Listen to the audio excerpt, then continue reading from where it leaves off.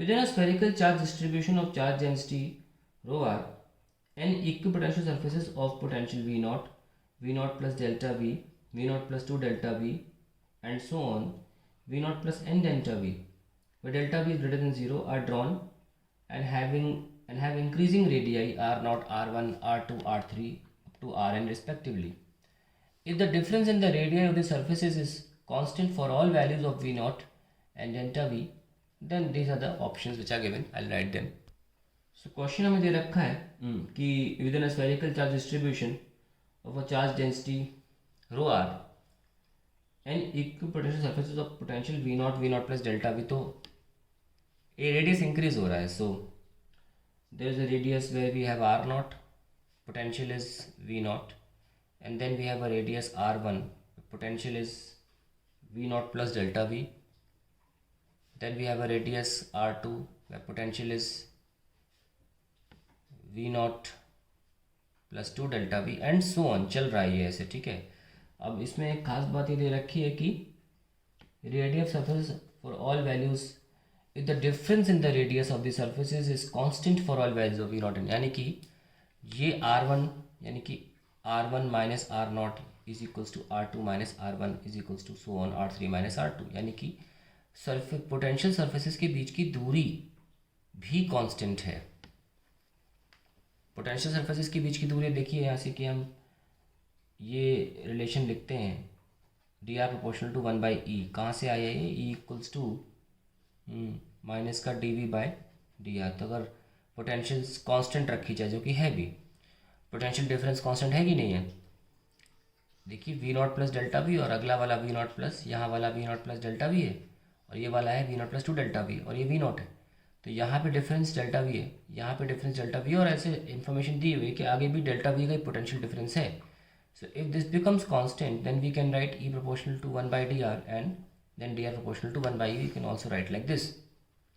That means if E increases D R decreases and if E decreases D R increases. However यहाँ पे clearly mention है कि D R constant है, तो यानी कि ये कैसा कॉन्फ़िगरेशन हुआ, इलेक्ट्रिक फील्ड कॉन्स्टेंट है. Electric field is a constant,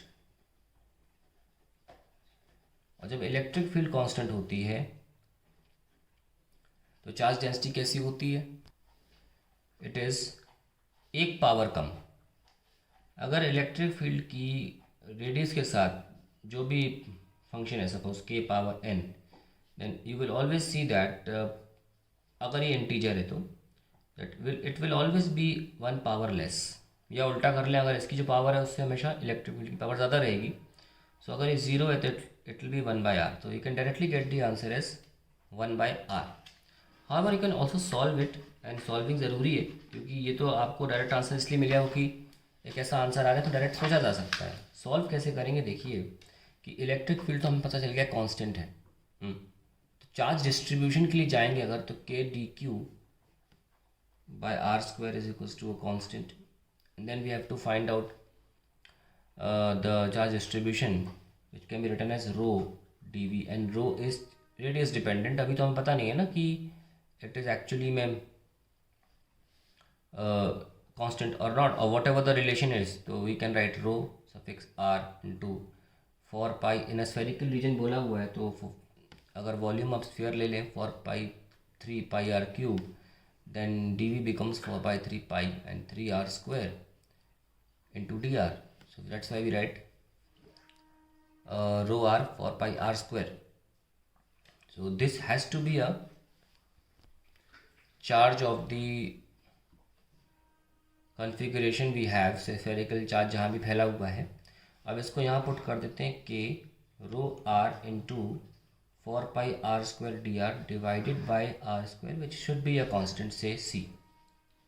So we can write कि rho suffix में आप r लिख लीजिए into 4 pi r square dr is equals to c r square.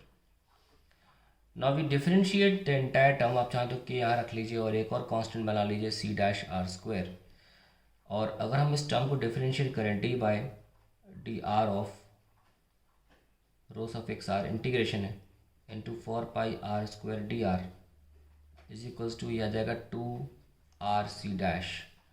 Differentiation से ये इंटीग्रेशन हट जाएगा, will get rho r into 4πr² और d r is equals to r c dash. हाँ तो सॉरी, ये हटाना पड़ेगा आपको, मतलब पूरी integration d by D r से we can remove it and we are actually doing it from 0 to r। Okay, ये स्टेप ध्यान रखिएगा। ये तो रो आर, पहले आर पुट करेंगे तो 4πr² माइनस 0 करेंगे तो 0 is 2rc dash, and then we can see that rho r is equals to 2c dash by 4πr, or we can simply see that rho r proportional to 1 by r. So this is how we can calculate, और directly I got the answer as well, but ये ध्यान रखिएगा सिर्फ integer तक possible है और electric field n equal to 0 तक ही ये एप्लीकेबल है, उसके बाद नहीं एप्लीकेबल है। ठीक है।